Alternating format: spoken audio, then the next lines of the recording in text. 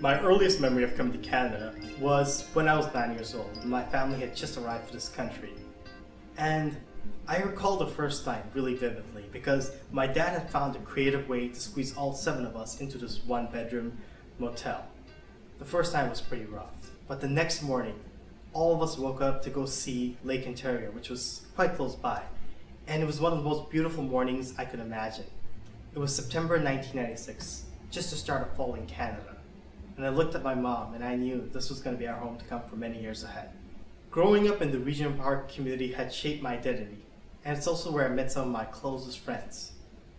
But I also often felt that the stats were stacked up against me. When I entered high school, more than 50% of the kids were dropping out. Moreover, crime and violence was rampant. What had motivated me for the longest while was escaping that inner city life, and that trap that a lot of people fall into in that Regent Park community, and staying there for generations and generations. I wanted to do well, and I'd been fortunate enough to do that, and finally land a job in Bay Street, which is at the heart of Canada's financial district.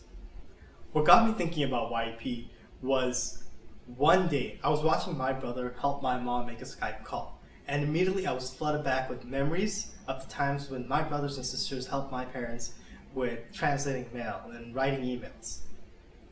This dynamic of kids helping adults or kids helping their parents actually happens more frequently than you think, especially in developing countries. And back then I thought, why not take this naturally occurring dynamic and turn it into a formal classroom where progress is tracked and rewarded, and thus was born Youth Empowering Parents.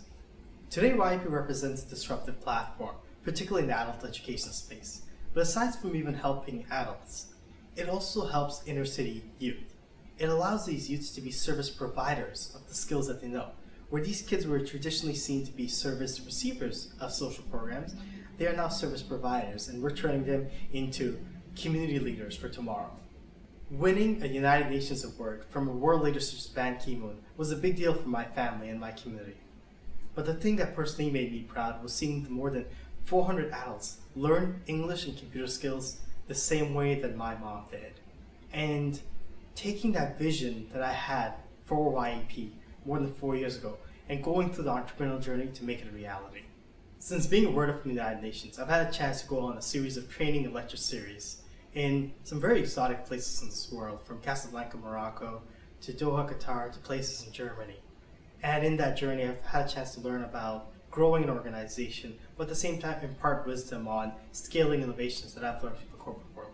It's been an extremely humbling experience to be recognized this early, and I'm still far from making the impact that I've always dreamed about.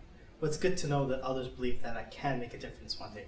And it's great to know that organizations and awards like Pioneers for Change recognize individuals that are making a difference in their communities.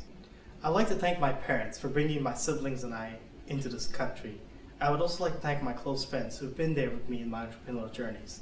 And lastly, I would like to thank organizations such as Pathways and Skills for Change, for organizations that advocate for newcomers everywhere in this country and enable young individuals like me to dream big and to believe that one day we can achieve it.